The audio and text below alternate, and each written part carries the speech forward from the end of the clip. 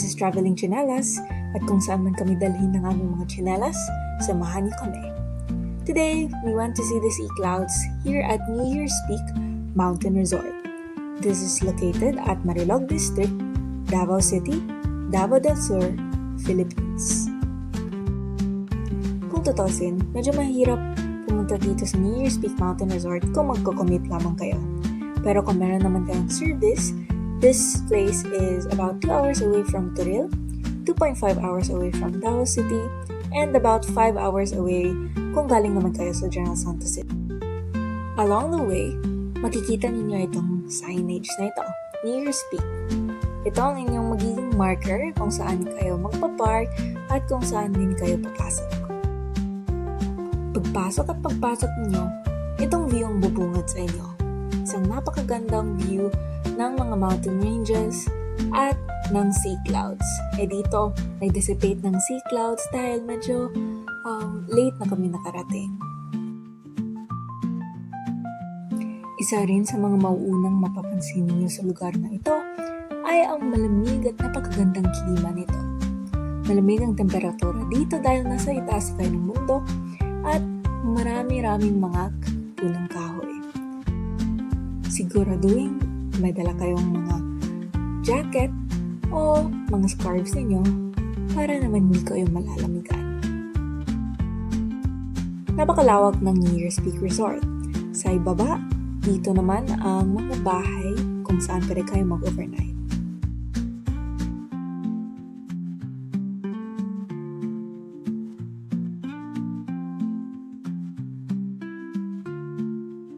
Ito na ang trademark ng resort, ang kanilang view deck, kung saan meron kayong napakagandang view ng sea clouds at ang kanilang pool. Sa tabi ng view deck ay matatagpuan ang mga hagdan papunta sa mga houses nila kung saan pwede kayo magkaroon ng mga overnight stays. Pero sa mga magdi-day tour tulad namin, ay pwede naman kayong mag-explore at pumunta roon para mag-take ng mga aesthetic mga picture.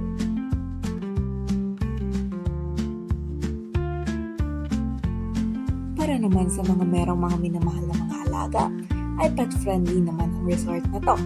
Pwedeng-pwedeng niyong dalhin ang inyong mga alaga rito at safe na safe para sa kanila ang lugar.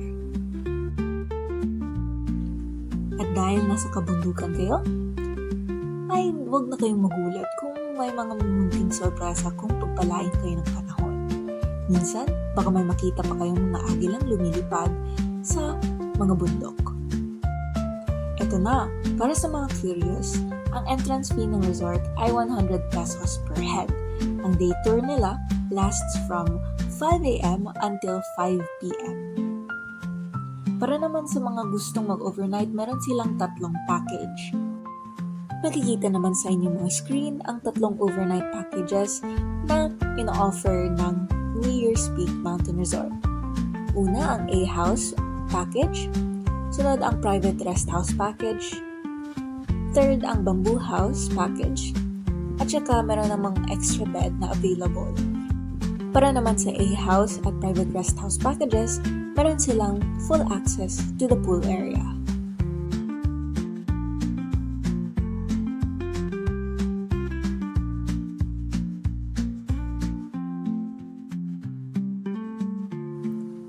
Overall, ang masasabi namin sa lugar na ito ay napakaganda niyang bistahin, napakaganda ng view, at napakalamig ng lugar.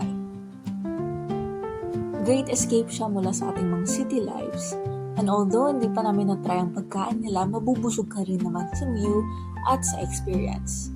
Sa mga may balak bumisita rito, ay you could check their Facebook page and give them a message kung gusto niyo ng further details. For now, maraming salamat!